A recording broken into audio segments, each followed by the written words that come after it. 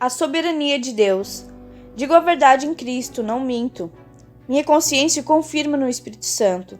Tenho grande tristeza e constante angústia em meu coração. Pois eu até desejaria ser amaldiçoado e separado de Cristo por amor de meus irmãos, os de minha raça, o povo de Israel. Deles é a adoção de filhos, deles são a glória divina, as alianças, a concessão da lei, a adoração no templo e as promessas. Deles são os patriarcas e a partir deles se traça a linhagem humana de Cristo, que é Deus acima de todos. Bendito para sempre. Amém. Não pensemos que a palavra de Deus falhou, pois nem todos os descendentes de Israel são Israel. Nem por serem descendentes de Abraão passarão todos a ser filhos de Abraão. Ao contrário, por meio de Isaque a sua descendência será considerada. Noutras palavras, não são os filhos naturais que são os filhos de Deus, mas os filhos da promessa é que são considerados descendência de Abraão. Pois foi assim que a promessa foi feita. No tempo devido, virei novamente e Sara terá um filho.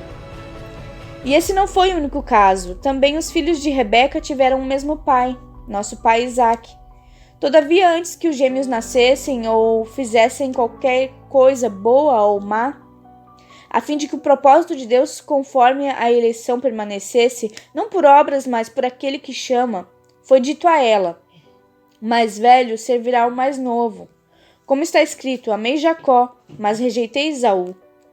E então, que diremos? Acaso Deus é injusto? De maneira nenhuma, pois ele diz a Moisés: terei misericórdia de quem eu quiser ter misericórdia, e terei compaixão de quem eu quiser ter compaixão. Portanto, isso não depende do desejo ou do esforço humano, mas da misericórdia de Deus.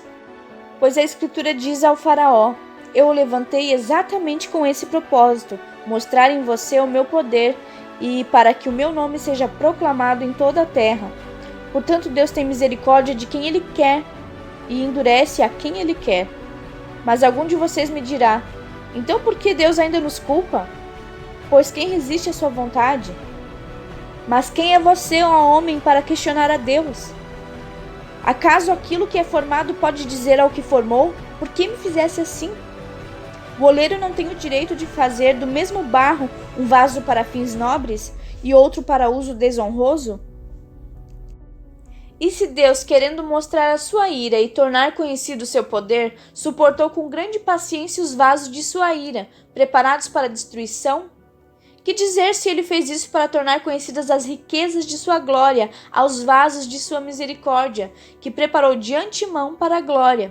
Ou seja, a nós, a quem também chamou não apenas dentre os judeus, mas também dentre os gentios. Como ele diz em Oséias: chamarei o meu povo a quem não é meu povo, e chamarei minha amada a quem não é minha amada. E acontecerá que no mesmo lugar em que se lhes declarou: vocês não são meu povo, eles serão chamados filhos do Deus vivo. Isaías clama com relação a Israel: embora o número de israelitas são como a areia do mar, apenas o remanescente será salvo. Pois o Senhor executará na terra a sua sentença rápida e definitivamente. Como anteriormente disse Isaías, se o Senhor dos Exércitos não nos tivesse deixado descendentes, já estaríamos como Sodoma e semelhantes a Gomorra. A incredulidade de Israel. Que diremos então? Os gentios que não buscavam justiça a obtiveram, uma justiça que vem da fé. Mas Israel, que buscava uma lei que trouxesse justiça, não a alcançou. Por que não? Porque não a buscava pela fé, mas como se fosse por obras. Eles tropeçaram na pedra de tropeço. Como está escrito: eis que põe em Sião uma pedra de tropeço e uma rocha que faz cair, e aquele que nela confia jamais será envergonhado. Irmãos, o desejo do meu coração e a minha oração a Deus pelos israelitas é que eles sejam salvos. Posso testemunhar que eles têm zelo por Deus, mas o seu zelo não se baseia no conhecimento. Porquanto, ignorando a justiça que vem de Deus e procurando estabelecer a sua própria, não se submeteram à justiça de Deus. Porque o fim da lei é Cristo, para a justificação de todo o que crê. Moisés descreve dessa forma a justiça que vem da lei. O homem que fizer essas coisas viverá por meio delas, mas a justiça que vem da fé diz: não diga em seu coração, quem subirá aos céus? Isto é, para fazer Cristo descer. Ou, quem descerá ao abismo? Isto é, para fazer Cristo subir dentre os mortos. Mas o que ela diz?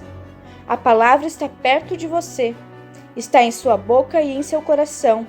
Isto é, a palavra da fé que estamos proclamando. Se você confessar com a sua boca que Jesus é Senhor e crer em seu coração que Deus o ressuscitou dentre os mortos, será salvo. Pois com o coração se crê para a justiça e com a boca se confessa para a salvação. Como diz a Escritura, todo o que nele confia jamais será envergonhado. Não há diferença entre judeus e gentios, pois o mesmo Senhor é Senhor de todos e abençoa ricamente todos os que o invocam. Porque todo aquele que invocar o nome do Senhor será salvo. Como, pois, invocarão aquele em quem não creram? E como crerão naquele de quem não ouviram falar? E como ouvirão se não houver quem pregue? E como pregarão se não forem enviados? Como está escrito: como são belos os pés dos que anunciam as boas novas. No entanto, nem todos os israelitas aceitaram as boas novas.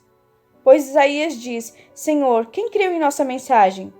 Consequentemente, a fé vem por ouvir a mensagem, e a mensagem é ouvida mediante a palavra de Cristo. Mas eu pergunto, eles não a ouviram? Claro que sim. A sua voz ressoou por toda a terra, e as suas palavras até os confins do mundo. Novamente pergunto, será que Israel não entendeu? Em primeiro lugar, Moisés disse: farei que tenham ciúmes de quem não é meu povo, e eu os provocarei a ira por meio de um povo sem entendimento. Isaías diz ousadamente: fui achado por aqueles que não me procuravam. Revelei-me àqueles que não perguntavam por mim. Mas a respeito de Israel, ele diz: o tempo todo estendi as mãos a um povo desobediente e rebelde.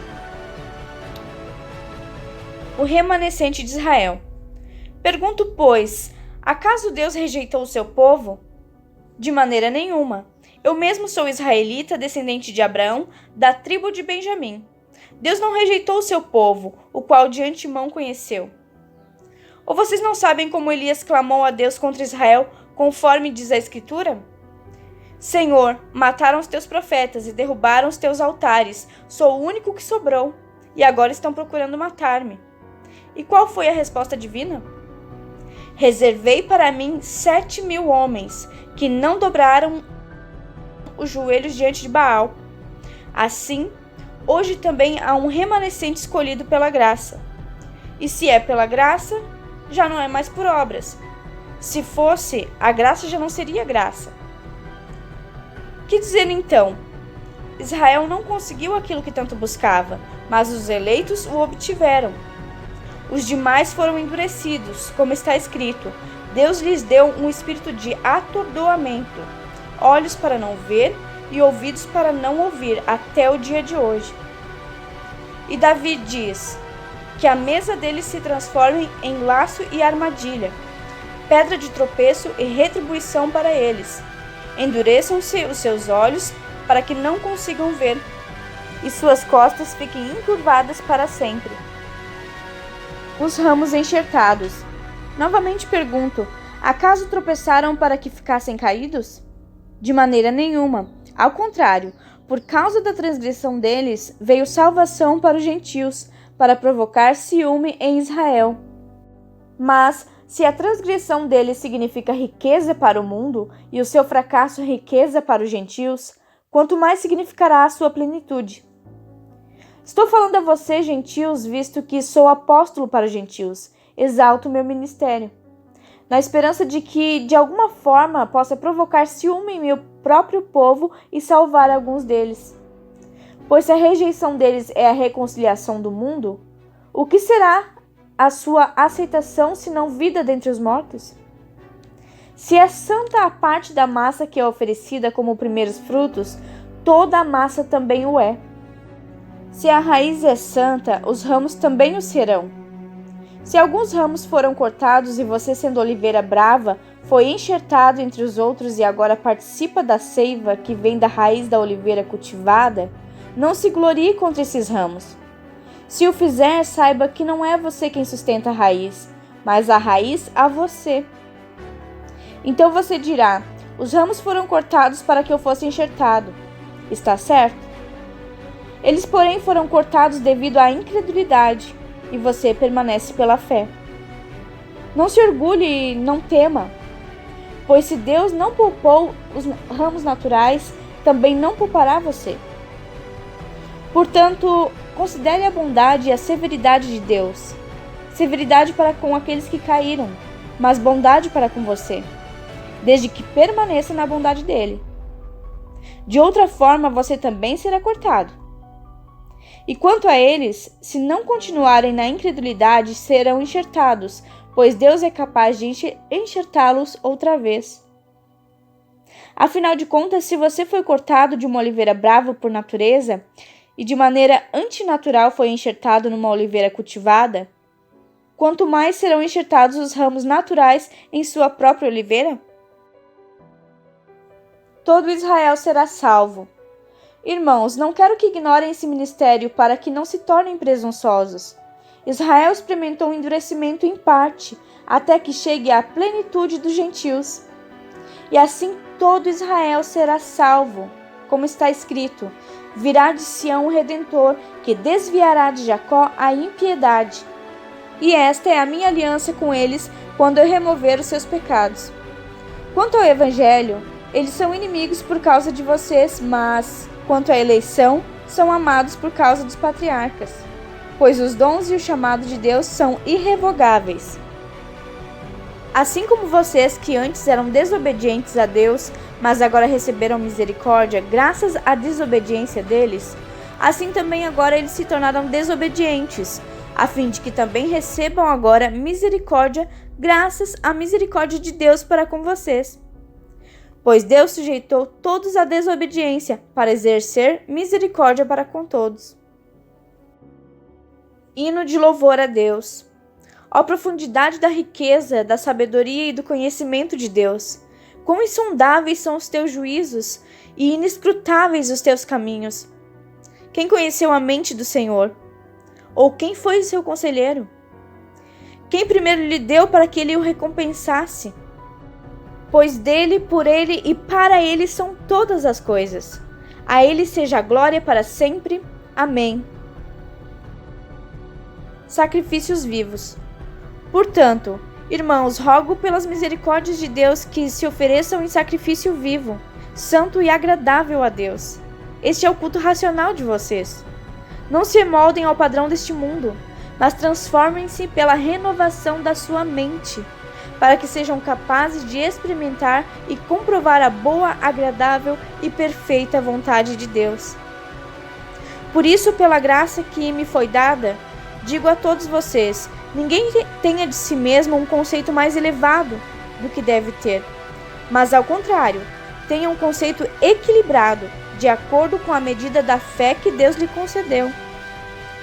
Assim como cada um de nós tem um corpo com muitos membros, e esses membros não exercem todas a mesma função, assim também em Cristo, nós que somos muitos, formamos um corpo. E cada membro está ligado a todos os outros. Temos diferentes dons, de acordo com a graça que nos foi dada. Se alguém tem o dom de profetizar, use-o na proporção da sua fé. Se o seu dom é servir, sirva. Se é ensinar, ensine. Se é dar ânimo, que assim faça. Se é contribuir, que contribua generosamente. Se é exercer liderança, que a exerça com zelo. Se é mostrar misericórdia, que o faça com alegria. O amor. O amor deve ser sincero. Odeiem o que é mal. Apeguem-se ao que é bom. Dediquem-se uns aos outros com amor fraternal. Prefiram dar honra aos outros mais do que a vocês. Nunca falte a vocês o zelo. Sejam fervorosos no espírito, sirvam ao Senhor. Alegrem-se na esperança, sejam pacientes na tribulação, perseverem na oração. Compartilhem o que vocês têm com os santos em suas necessidades, Pratiquem a hospitalidade. Abençoe aqueles que os perseguem. Abençoe-nos, não os amaldiçoem. Alegrem-se com os que se alegram e chorem com os que choram. Tenham uma mesma atitude uns para com os outros. Não sejam orgulhosos, mas estejam dispostos a associar-se a pessoas de posição inferior. Não sejam sábios aos seus próprios olhos. Não retribuam a ninguém mal por mal. Procurem fazer o que é correto aos olhos de todos. Façam todo o possível para viver em paz com todos. Amados, nunca procurem vingar-se, mas deixem com Deus a ira, pois está escrito: minha é a vingança. Eu retribuirei, diz o Senhor. Ao contrário, se o seu inimigo tiver fome, dá-lhe de comer. Se tiver sede, dê-lhe de beber. Fazendo isso, você amontoará brasas vivas sobre a cabeça dele. Não se deixem vencer pelo mal, mas vençam o mal com o bem.